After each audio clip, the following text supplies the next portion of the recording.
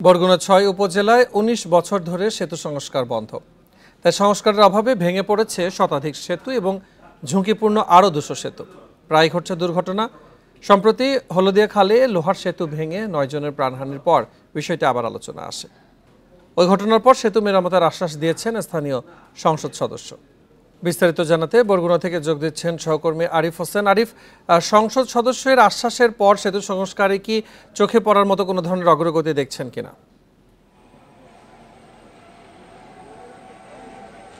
আসলে আমি আপনাকে জানিয়ে রাখি, আসলে সংসদ সদস্যর আশ্বাসের পরেও এখন পর্যন্ত আসলে কোনো কার্যক্রম এখনো হাতে নেওয়া হয়নি। সবশেষ আমি গতকালকেও বরগুনার যে ১ আসনের সংসদ সদস্য গোলাম সরোয়ার টুকু, তাকে আসলে এই বিষয়গুলো, বরগুনার ঝুঁকিপূর্ণ সেতুগুলো নিয়ে সংসদেও ওনাকে আমি কথা বলতে দেখেছি। আসলে এখন সময়ের ব্যাপার, আসলে একটা কার্যক্রম হাতে নিতে কিছুটা হলো সময়ের ব্যাপার। তবে আমি এখন যেই সেতুটায় দাঁড়িয়ে আছি, এটা হলো বরগুনার সোনাখালী এলাকা। সোনাখালী এবং ধুপতি, এই দুই অঞ্চলকে আসলে সংযোগ করেছে। আমি যদি আপনাকে একটু বলি, আসলে এই সেতুটা যে যতটা জরাজীর্ণ এবং ঝুঁকিপূর্ণ, এটা কিন্তু স্থানীয়রা নিজ উদ্যোগে মেরামত করে আসলে তারা এখন পর্যন্ত এটা দিয়ে চলাচল করছে। আমি সম্প্রতি কিছুদিন আগেও এখান থেকে এক লোক আসলে ভেঙে নিচে পড়ে আসলে উনি প্রায় দীর্ঘদিন, প্রায় 1 মাসেরও অধিক আসলে উনি চিকিৎসা নিয়েছেন। এই হলো আসলে বরগুনার সামগ্রিক অবস্থা। এবং বরগুনায় যখন একটা ব্রিজ ভেঙে 9 জন যাত্রী নিহত হওয়ার ঘটনার পর থেকে আসলে টনক নড়ছে আসলে, কিন্তু বিষয়টা হলো সমাধান আসলে কিছুই হচ্ছে না।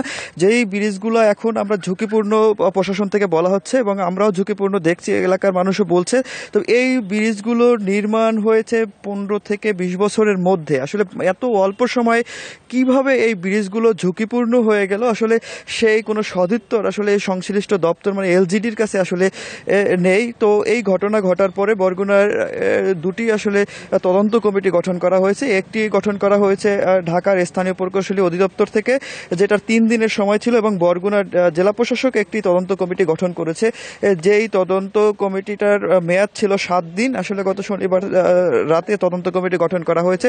ওই তদন্তটা এখনো চলছে, এখনো ওটার কোনো প্রতিবেদন আসলে আমরা পাইনি। তো এই ঝুঁকিপূর্ণ ব্রিজগুলো দিয়ে মানুষ প্রতিনিয়ত কিন্তু চলাচল করছে, যে কোনো সময়। আমরা একটা বড় ধরনের দুর্ঘটনা গত কয়েকদিন আগেই দেখলাম, এবং এখনো আপনি ফুটেজে যেই সেতুটি দেখাচ্ছেন, এরকম সেতু দিয়ে আসলে মানুষ কিভাবে পারাপার হতে পারে এবং কেন সেটি বন্ধ রাখতে ব্যবস্থা নেওয়া হচ্ছে না, সে ব্যাপারে স্থানীয় প্রশাসনের কোনো বক্তব্য পেয়েছেন কিনা?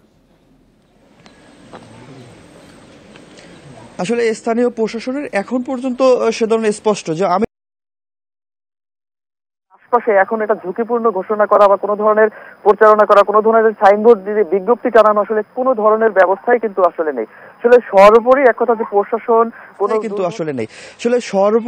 যে প্রশাসন কোনো দুর্ঘটনা ঘটলে নড়ে চড়ে বসে, কিন্তু আসলে বাস্তবে তাদের যে আন্তরিকতার ঘাটতি রয়েছে, তাদের দায়িত্ব অবহেলা রয়েছে, এসব কারণেই মূলত এই দুর্ঘটনাগুলো অহরহ ঘটছে।